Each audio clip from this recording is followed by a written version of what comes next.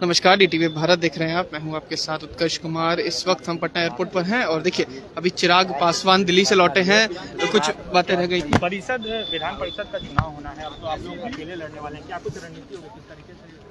देखिए, आज शाम को 5 बजे इसी को लेकर प्रदेश कार्यालय में बैठक बुलाई गई है।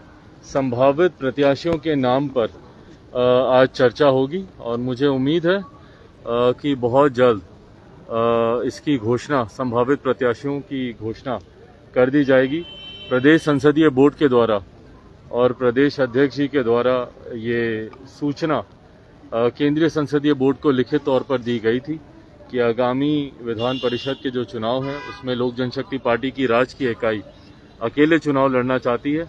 उनके सुझाव के मद्देनज़र केंद्रीय नेतृत्व ने भी ये फैसला लिया है कि जो ये एमएलसी के चुनाव हो रहे हैं 24 सीटों पर, उस पर पार्टी अकेले ही चुनाव लड़ेगी। किन किन सीटों पर चुनाव लड़ा जाएगा और कौन कौन प्रत्याशी होंगे, मुझे लगता है 2-1 दिन में, आज शाम की बैठक में मुझे लगता है काफ़ी नामों पर चर्चा होकर फाइनल कर दिया जाएगा। बट मुझे लगता है 2-1 दिन में इस पे फाइनल मोहर लगा दी जाएगी। नालंदा में जर्दी साहब से कानून वापस होने की बात की जा रही है। जहरीली शराब का ये फिर से मामला है। मुख्यमंत्री जी का गृह जिला है ये, और गृह जिला होने के बावजूद अगर इस तरीके की घटना उन्हीं के गृह जिले में आती है जहां पे संभवतः माना जाता है कि भैया शासन प्रशासन तंत्र बहुत मुस्तैद रहना चाहिए, क्योंकि वो अपने गृह जिला को लेकर ज्यादा चिंतित रहते होंगे, और उसके बावजूद अगर वहां से ऐसी खबरें आती हैं तो ये दर्शाता है कि किस तरीके से जहरीली शराब का निर्माण का जो धंधा है वो अपनी जड़ों को कितना मजबूत कर चुका है।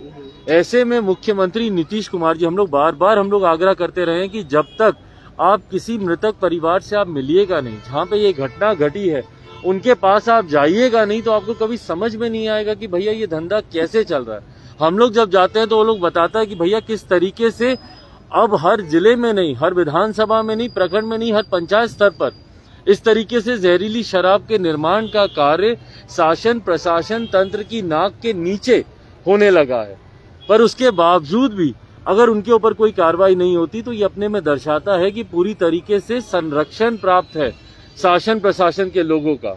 और इसमें मुख्यमंत्री नीतीश कुमार जी बंद कमरे में, एयर कंडीशन कमरे में खड़े होकर शपथ तो दिलवाते हैं, पर किसी एक मृतक परिवार से जाकर आज तक इतनी मौतें हो गई हैं, चंपारण से लेकर, गोपालगंज से लेकर, मुजफ्फरपुर से लेकर, नालंदा से लेकर, कौन सा ऐसा जिला है जहां पे जहरीली शराब पीने से लोगों की मृत्यु नहीं हुई हो।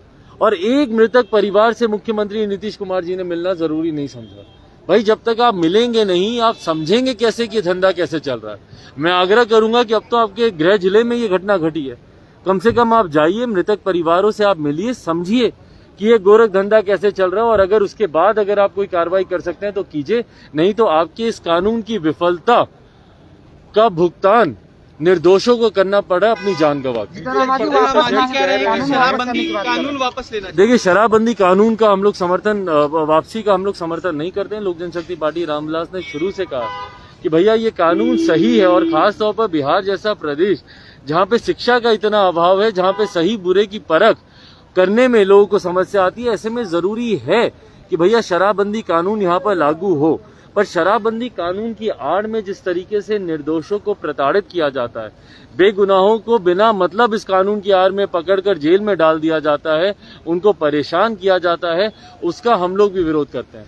जिस तरीके से शराबबंदी कानून की आड़ में जिस तरीके से अवैध शराब के, जहरीली शराब के निर्माण का कार्य होता है, उसका हम लोग विरोध करते हैं। जिस तरीके से आयात होता है अवैध शराब का, उसका हम लोग विरोध करते हैं। और जिस तरीके से तस्करों को इन्होंने खड़ा कर दिया है, एक पैरेलल इकोनॉमी लाकर इन्होंने बिहार में खड़ी कर दी है, जो कि पैरेलल इकोनॉमी पूरी तरीके से शराब के धंधे को उसी सुचारू रूप से चला रही है, इसका हम लोग विरोध करते हैं। भ्रष्टाचार का हम लोग विरोध करते हैं। उत्तर प्रदेश में जदयू को बीजेपी ने नकार दिया, समझा नहीं अपने साथ रखने। भाई, जिसको बिहार की जनता ने नकार दिया हो उसको उसके गठबंधन के साथ ही नकारे स्वीकारे मायने ही नहीं रखता।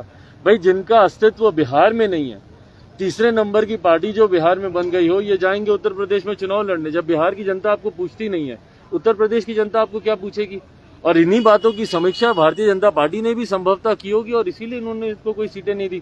अब अकेले चुनाव लड़के दिखा लें, क्या करेंगे। आपकी क्या भूमिका होगी? तो ये थे चिराग पासवान जिन्होंने साफ तौर पर कह दिया है कि उत्तर प्रदेश में बीजेपी ने इन्हें नकार दिया है, अकेले अपने दम पर चुनाव लड़के दिखाएं कि क्या कर पाते हैं। इतना ही नहीं, जहरीली शराब पर भी उनका जो स्टैंड था उन्होंने क्लियर कर दिया है और कहा है कि जिस तरीके की बातें जो सामने आई हैं उसको लेकर भी उन्होंने कहा है कि अगर मुख्यमंत्री नीतीश कुमार शराबबंदी के आड़ में लोगों को ठग रहे हैं वो बंद कर दें, और जिस तरीके से बिहार में शराबबंदी कानून जो है वो विफल नजर आ रही है और कहीं ना कहीं जो बिहार की स्थिति बन गई है, 9 लोग जो हैं उनके गृह जिले में मर गए हैं। ऐसे में मुख्यमंत्री को संज्ञान लेना चाहिए। और इतना ही नहीं, उत्तर प्रदेश पर भी उन्होंने कहा है कि अब बीजेपी उन्हें नकार चुकी है, अकेले चुनाव लड़कर दिखाएं, देखते हैं क्या कर पाएंगे। फिलहाल खबर में सिर्फ इतना ही। आप हमारे साथ बने रहें और देखते रहें DTV भारत। नमस्कार।